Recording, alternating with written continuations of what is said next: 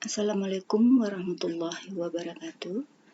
Baik, mahasiswa sekalian, saya sengaja membuat video singkat ini untuk membantu memberikan penjelasan tentang materi perkuliahan yang sudah saya kirim minggu pertama dan minggu kedua kemarin, dengan arti kata bahwa jika materi yang saya kirimkan itu ada sebagian dari Anda yang belum begitu memahaminya, nah untuk itu saya sengaja membuat video singkat ini untuk memberikan penjelasan tentang itu agar penjelasan yang secara lisan ini justru lebih bisa Anda pahami daripada Anda membaca materi yang telah saya kirimkan.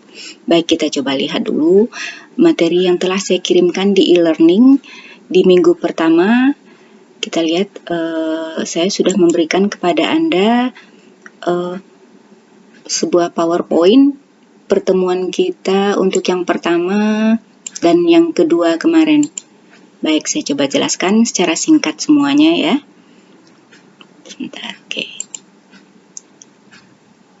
Ini tampilan awal yang saya berikan dikirimkan ke Anda. Ini adalah ruang studio patung yang sayang sekali Anda tidak bisa berada di dalamnya, tapi kita sekarang pembelajaran secara e-learning. Namun saya harap Anda semua tidak patah semangat untuk tetap melanjutkan perkuliahan ini walaupun dengan cara daring. Mudah-mudahan kita bisa kembali seperti biasa kuliah di studio untuk selanjutnya ke depan. Amin ya.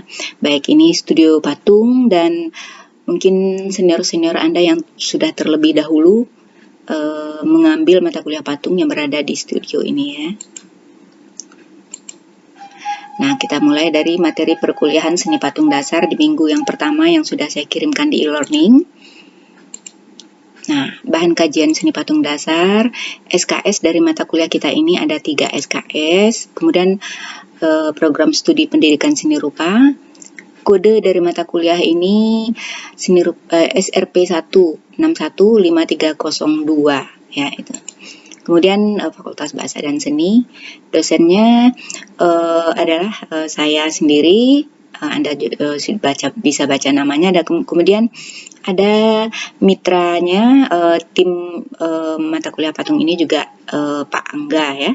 Mungkin Anda juga sudah kenal dengan beliau.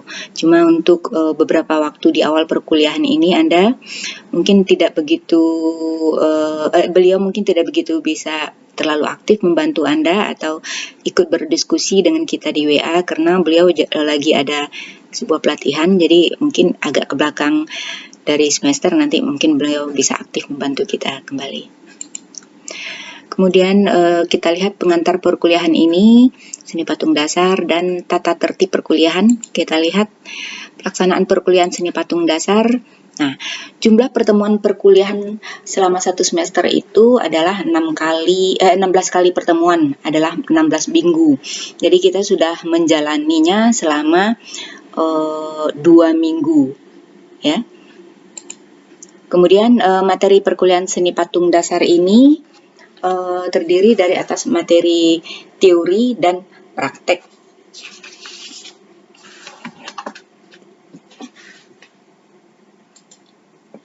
Nah, materi teori diberikan setiap minggu sekitar 1 jam pertama perkuliahan selama 8 minggu, dimulai dari minggu ke-1 sampai minggu ke-8.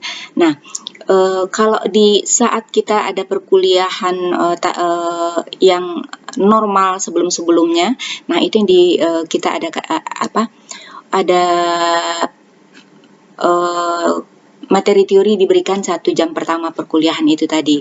Nah, di sini untuk perkuliahan yang di e-learning ini ya materi tetap dikirimkan ya, itulah yang Anda membagi waktu Anda untuk memahami, membaca dan memahami materi yang saya kirimkan itu tadi. Ya, jadi bagaimana Anda mengatur waktu itu pintar-pintar Anda mengatur waktu Anda untuk setiap mata kuliahnya. Nah, kalau di perkuliahan yang resmi itu dulunya 1 jam pertama itu diberikan teori, kemudian dilanjutkan nanti dengan praktek. Nah, di sini dikasih tahu bahwa 1 jam pertama perkuliahan, nah itu diberikan selama 8 minggu.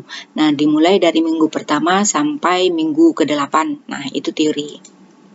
Kemudian di minggu ke-9 pelaksanaan UTS. Nah, UTS-nya itu diambil dari teori, ya, diambil dari teori. Kemudian di samping mata kuliah teori itu ada diberikan materi praktek, diberikan selama 15 minggu, mulai dari minggu kedua sampai minggu ke-16. Ya, jadi kenapa dikatakan dari minggu kedua diberikan praktek? Karena di minggu pertama itu biasanya diberikan penjelasan-penjelasan tentang gambaran umum perkuliahan seni patung dasar ini. Jadi 1 minggu pertama untuk penjelasan itu, makanya di minggu kedua baru mulai kita dengan praktek minggu kedua sampai minggu ke-16. Kita diberikan praktek. Nah, tugas praktek itu diberikan 3 buah selama 1 semester. Setiap tugas rentang waktu pengerjaannya itu 5 minggu. Ya, karena ada 3 buah. Nah, tadi kan kita mulai di minggu kedua. Minggu pertama kita sudah terpakai untuk pengenalan awal mata kuliah. Nah, di minggu kedua kita mulai praktek sampai ke minggu ke-16. Nah, sama juga dengan yang perkuliahan kita yang daring ini.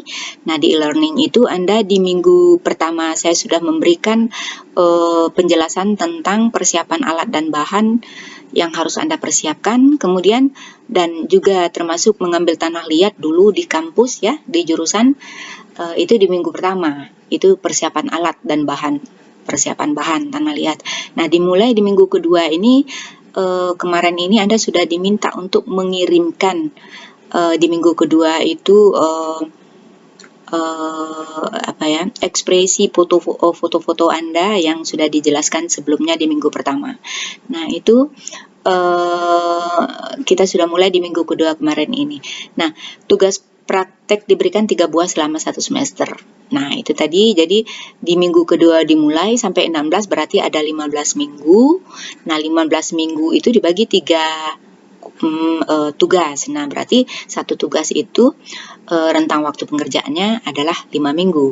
Nah, berarti Anda bisa menghitung sendiri.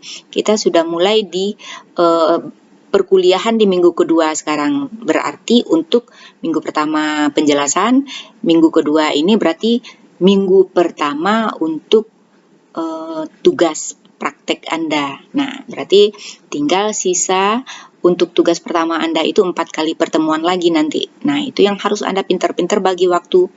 Ya, jangan sampai tugas itu tidak Anda kerjakan dan sementara yang di e-learning ini dia otomatis sistemnya itu seperti yang terjadi yang kemarin ini. Sebagian Anda santai-santai atau apakah membuat foto itu tidak terlalu lama, saya rasa tidak terlalu rumit untuk tugas ekspresi yang diminta itu. Tapi entah kenapa sebabnya, saya juga tidak tahu kenapa tidak Anda kirimkan. Sudah dikasih waktu 1 minggu, ya otomatis sistem menutup yang di e-learning. Nah, itu akibatnya banyak, ada sebagian dari Anda yang tidak mengirimkan tugas. Ya, nah Anda baca saja di WA, itu sudah saya jelaskan bagaimana solusi yang saya berikan. Kemudian uraian waktu untuk tugas praktek. Nah, kita lihat minggu kedua sampai minggu 6 itu tugas kita yang pertama. Nah, sekarang kita berada di minggu kedua. Nah, berada di minggu kedua Anda berarti ya. Masuk minggu ketiga kita sekarang. Ya. Itu minggu kedua sampai minggu ke-6 itu tugas pertama. Kita sekarang minggu ini masuk minggu ketiga kita. Berarti sudah jalan 1 minggu untuk tugas pertama ini. Kemudian di minggu ke-7 sampai minggu ke-11 itu masuk ke tugas kedua. Minggu ke-12 sampai 16 itu tugas ketiga. Nah, itu uraian waktu untuk tugas praktek. Kemudian bagaimana cara penilaian nanti yang Anda terima di akhir semester. Nah, penilaian itu muncul dari rata-rata tugas. Anda ada 3 tugas. Nah, tugas Anda pertama nilainya bagus, 90. Yang kedua, Anda mungkin bermasalah dalam hal apa, saya juga nggak tahu. Misalkan 75. Nah, tugas ketiga Anda kejar lagi, 85. Nah, total lah ketiga-tiga nilai tadi. Berapa rata-ratanya? Itu rata-rata tugas. Nah, itu penilaian